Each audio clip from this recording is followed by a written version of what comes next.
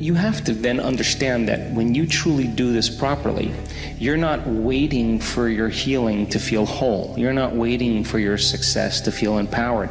You're not waiting for your wealth to feel abundant. You're not waiting for your new relationship to feel love. You're not waiting for the mystical moment to feel awe. That's the old model of reality, of cause and effect, waiting for something outside of you to change how you feel inside of you. And when you feel better inside, you pay attention to whoever would ever cause that. That's cause and effect. And when you begin to make the correlation between what changed you from outside and inside, you create an associative memory. The quantum model of reality begins to say then you have to teach your body emotionally how that future is going to feel like before it's made manifest. In other words, you have to feel awe in order for the mystical moment to happen. You have to feel abundance before your wealth can occur. You have to feel in love with life before your new relationship happens.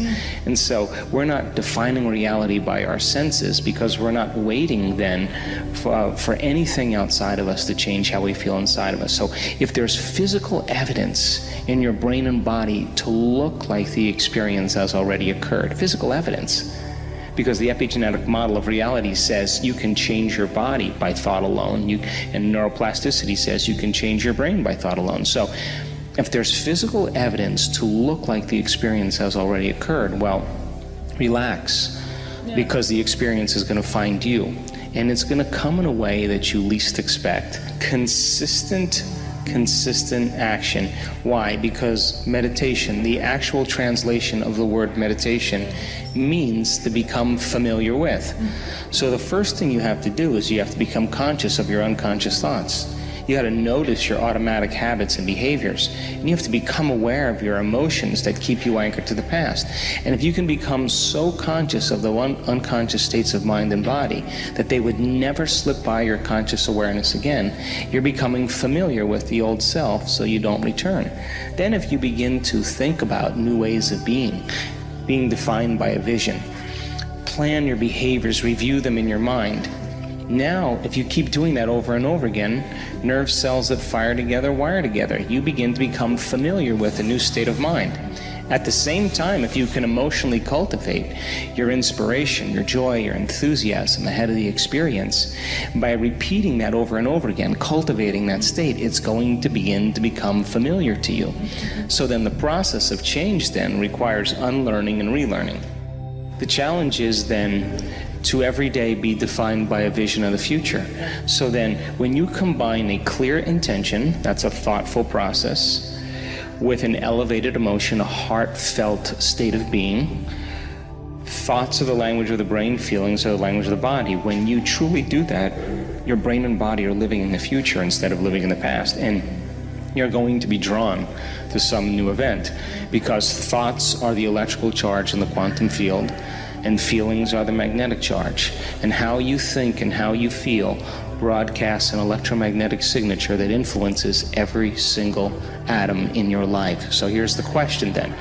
The fundamental question is, it's going to take time to pull your brain and body out of the past and continuously invest your energy into the future.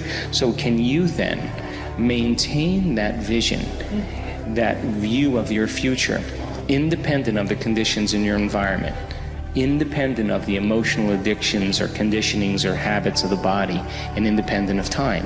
Because if you can, that's what greatness is all about. That's when we begin to truly change. And people around the world are doing this consistently, and they're doing it really well because it's our natural, innate way of being. We are creators. When you are not getting what you want, on some level, you are not allowing yourself to accept. If we are stingy with life, then life will be stingy with us. If we steal from life, life will steal from us. Being honest with ourselves. Honesty is a word we use a lot, not always understanding the true significance of what it means to be honest. It has nothing to do with morality or being a goody-goody. Being honest really has little to do with getting caught or going to jail. It is an act of love for ourselves. The main value of honesty is that whatever we give out in life, we will get back. The law of cause and effect is always operating on all levels. If we belittle or judge others, then we too are judged. If we are always angry, then we encounter anger wherever we go.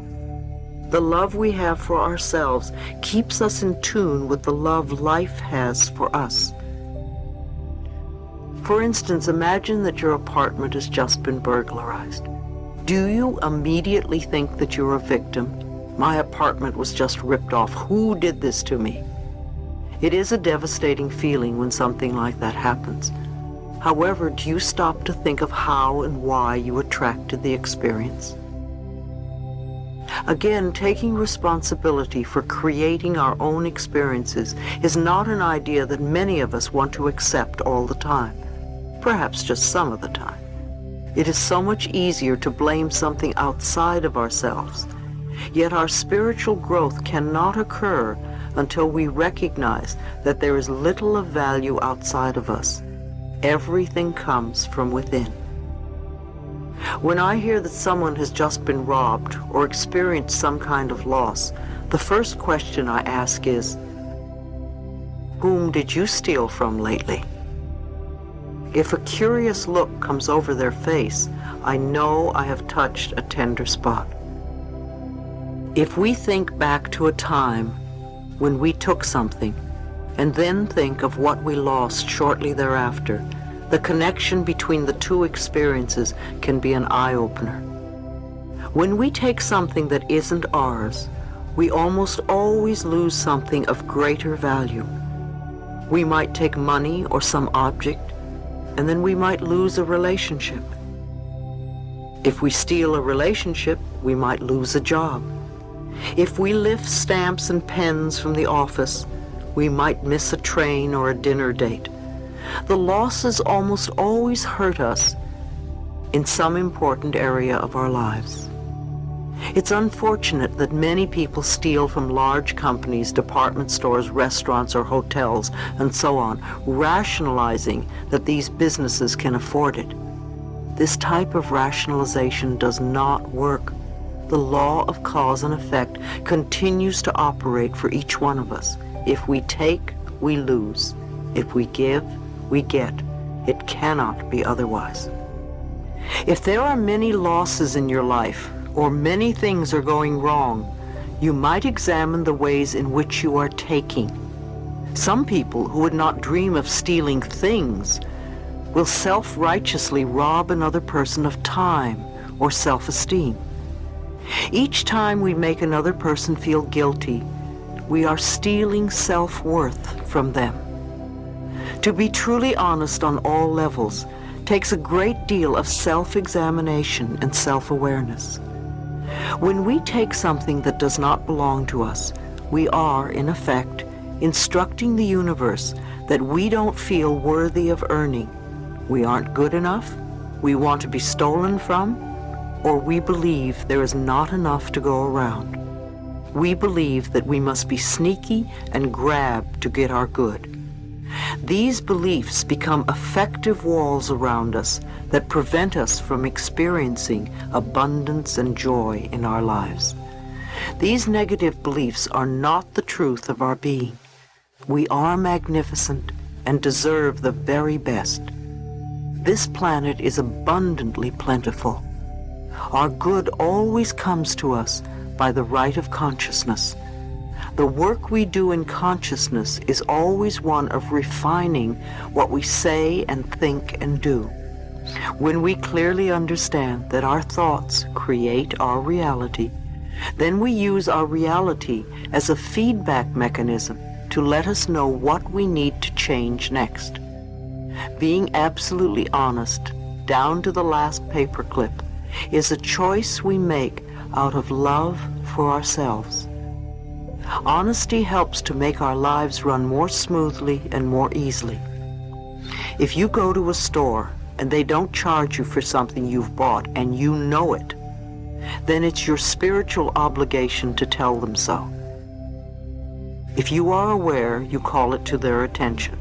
If you don't know it, or only realize it when you get home or 2 days later, then that's something different. If dishonesty brings disharmony into our lives, imagine what love and honesty can create. The good in our lives, the wonderful surprises we have, these too we have created. As we look within ourselves with honesty and unconditional love, we will discover so much about our power. What we can learn to create with our own consciousness has far greater value than any amount of money we could possibly steal. Your home is your sanctuary. Everything is a reflection of what you believe you deserve. Look at your home. Is it a place that you really love to live in? Is it comfortable and joyous, or cramped, dirty, and always messy? The same with your car. Do you like it? How does it reflect the love you have for yourself? Are your clothes a bother and a nuisance and something you have to deal with? Your clothes are also a reflection of how you feel about yourself.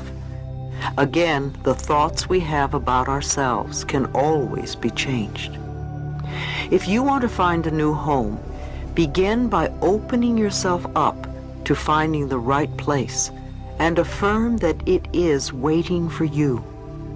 When I was looking for a new home in Los Angeles, I couldn't believe that I would only find appalling places.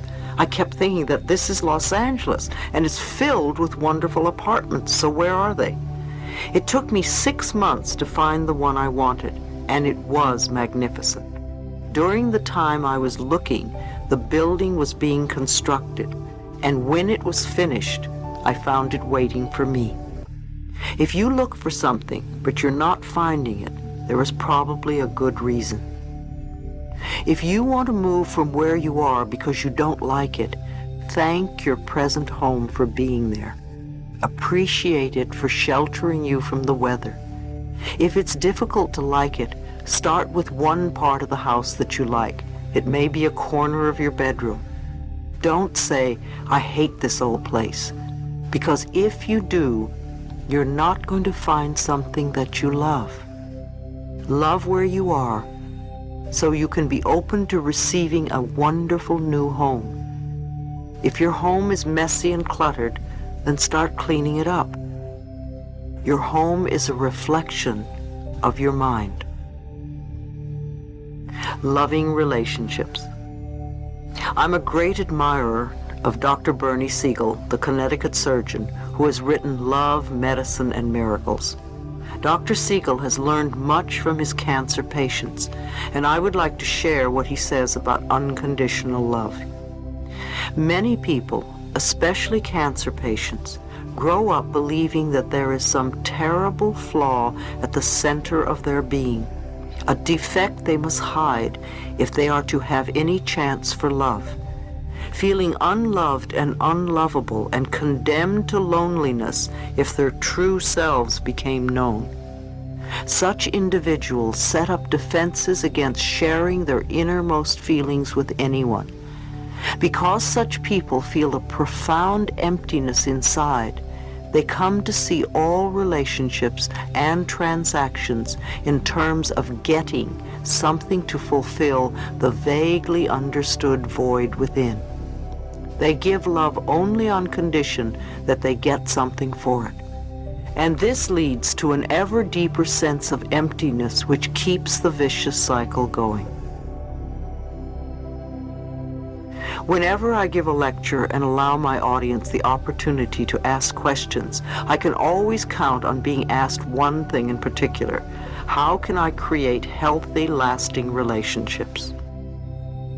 All relationships are important because they reflect how you feel about yourself.